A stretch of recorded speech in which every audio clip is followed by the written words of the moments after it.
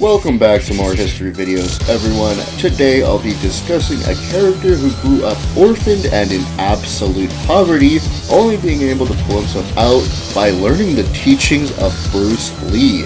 He is already incredibly strong by the beginning of the series and undoubtedly continues to show his strength, even winning the 5th Dead or Alive tournament. Welcome to the history of Jann Lee. How he was created. Jann Lee was created by Tomonobu Itagaki for the first Dead or Alive in 1996. He was quite obviously inspired by Bruce Lee, whose birth name, Lee Junfan, directly inspired Jann Lee's. There's really not much else to talk about with his creation process, so I'll just be showing off his concept art throughout the series.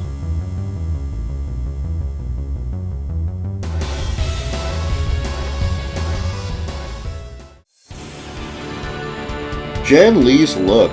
His first appearance in the series gives him some basic bright red martial artist clothing, with his second having him look a little more like his namesake with his pants. 3 gives a hint toward the future with no shirt, but quickly gives it back in the next installment while being reminiscent of his first design. From Dead or Alive Dimensions forward, his no-shirt appearance stayed, though in each entry, he got to stylize mostly with his pants, which I do have to admit, the pant designs are actually pretty cool with dragon theming throughout. Personality. Jann Lee is surprisingly different from his namesake. He was orphaned when he was very young, living in poverty where he taught himself Jeet Kune Do through martial art films, including some of Bruce Lee's, in order to protect himself.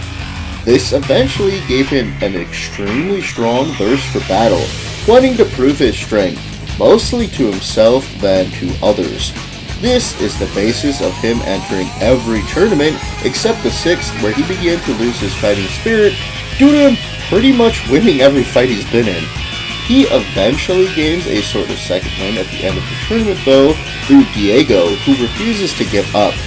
Other than this, he does have a sense of justice as he does defend those he deems in need of help in the moment, such as Li Fong and Hitomi. The reasons for him being unlike Bruce Lee are through Jann Lee's, at times, overconfidence and his seeking out battles. Bruce Lee was seemingly much more laid back and desired to teach rather than prove himself. Abilities. Like I mentioned, Jann Lee's fighting style is Jeet Kune Do, which is described as a hybrid martial arts system and life philosophy. This system is broken down into kicking, punching, trapping, and grappling techniques to be used as tools for different situations, with one of the main theories of the art being for the fighter to do whatever is necessary to defend himself. Weirdly, however, a few of Jann Lee's moves, Dragon Elbow and Dragon Knuckle, leave him with his back to his opponent, going against the direct teachings of Bruce Lee that you should never take your eyes off your opponent. Other than that, Jann Lee is one of the fastest striking characters while also having one of the best juggle games in the series, maxing out at almost 20 hits. Games he's been in. His first appearance was in Dead or Alive for arcades, Sega Saturn, and PS1 in 1996, followed by DOA 2 for arcades, Dreamcast, and PS2 in 1999, DOA 3 for Xbox in 2001, DOA 4 for Xbox 360 in 2005, DOA Dimensions for 3DS in 2011, DOA 5 for PS3 and Xbox 360 in 2012, and DOA 6 for arcades, PS4, Xbox One, and PC in 2019. Voice actors. Jann Lee has had 2 Japanese VAs and 3 English VAs in the Dead or Alive series.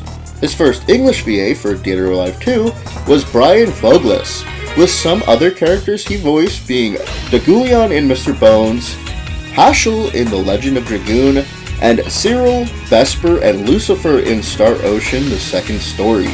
In DOA Dimensions, he was voiced by Darren Criss, who has also voiced Haruto and Yasuke, Sideswipe in Transformers: Robot in Disguise, and Sudamaru in The Tales of Princess Kaguya.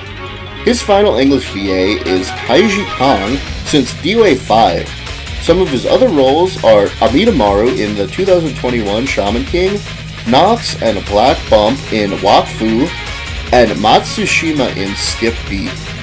His first Japanese VA was Toshio Furukawa in the first DOA to DOA 4. He's voiced characters such as Ataru in Urusei Yatsura, Piccolo throughout Dragon Ball, and Ultraman in Hanuman vs. 7 Ultraman. His final VA since DOA Dimensions is Nobutoshi Kana, who has also voiced Guts in the 1997 Berserk, Bangrei in Dobutsu Sentai Zyogre, and Knuckles since Sonic Adventure. Hopefully in the next UA game, we'll be able to see Jann fully inspired to fight again, with more characters to give him a challenge and keep his fighting spirit. Maybe he'll realize Lafong's feelings and finally reciprocate them, who knows. As always, I hope you enjoyed, and see you next video.